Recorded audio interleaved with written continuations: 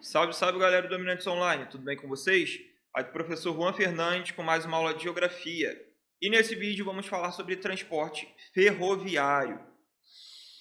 Bom, aqui a gente tem um exemplo de transporte ferroviário, tá? Importantíssimo dentro do contexto internacional, dentro do contexto histórico de desenvolvimento econômico, tá? Bom, qual a importância do transporte ferroviário?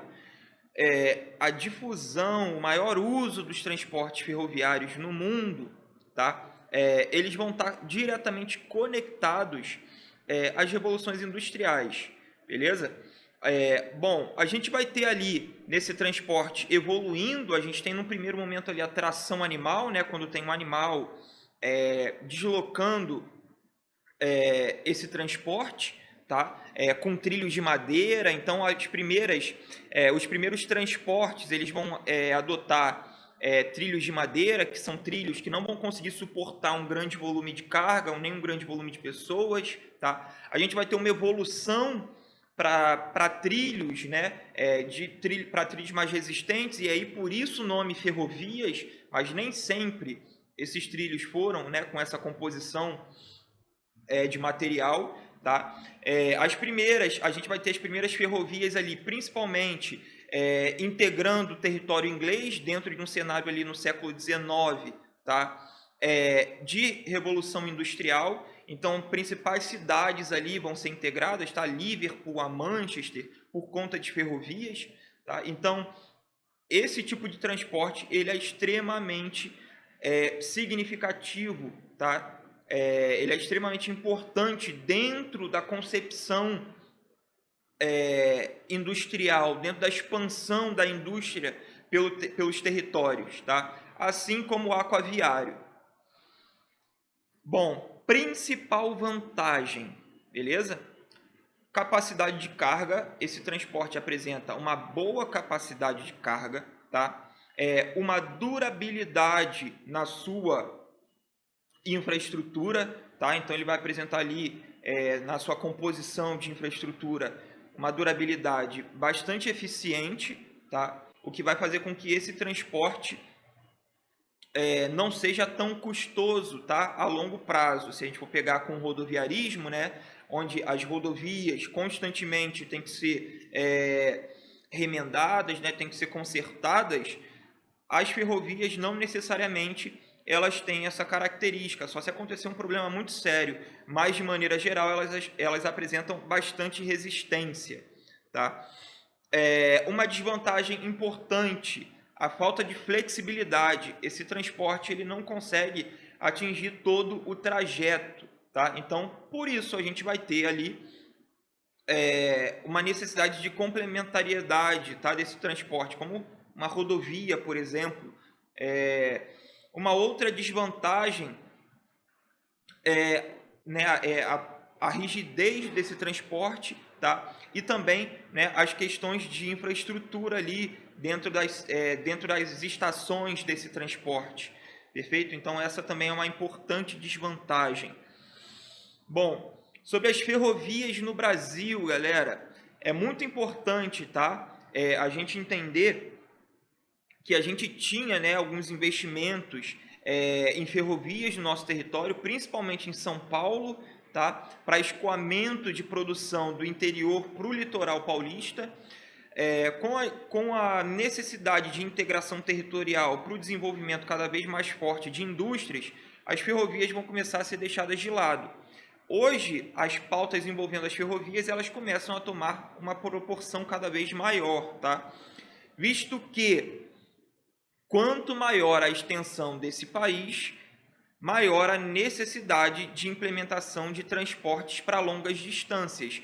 E uma ferrovia é um transporte de longa distância, tá? É um transporte de baixíssima eficiência para distâncias mais curtas, né? Então, quando você sai de um bairro para outro ali, ele não apresenta tanta eficiência. Mas quando você vai, né, se direcionando cada vez para distâncias mais longas, esse transporte apresenta uma eficiência muito grande. Bom, e aí a gente fazendo um comparativo aqui de ferrovias no Brasil com ferrovias no mundo, a gente vê, por exemplo, os Estados Unidos, né, bastante integrado por ferrovias. A gente vê a ferrovia Transiberiana, tá, que vai conectar uma extensão do território russo muito grande. A gente vê ferrovias na Europa importantíssimas que vão conectar diversos países dentro da Europa. Bom, é importante a gente falar sobre as ferrovias também, sobre um comparativo que no Brasil, diferente da Europa, por exemplo, que você consegue se deslocar por países a partir de ferrovias, no Brasil a gente tem um problema muito sério, que é a falta de conexão entre essas ferrovias. E essa falta de conexão vai se dar simplesmente por um problema envolvendo os trilhos, tá? Trilhos com bitolas diferentes, com larguras, com distâncias diferentes, né? Então vai ter os trens, eles têm uma necessidade, né, de produção para determinadas bitolas. E aí, por conta disso, né, tem que haver um equilíbrio. Se eu estou produzindo um determinado tipo de trem, eu tenho que instalar no meu país uma bitola, né, uns trilhos com bitolas que vão atender a necessidade para comportar aquele trem.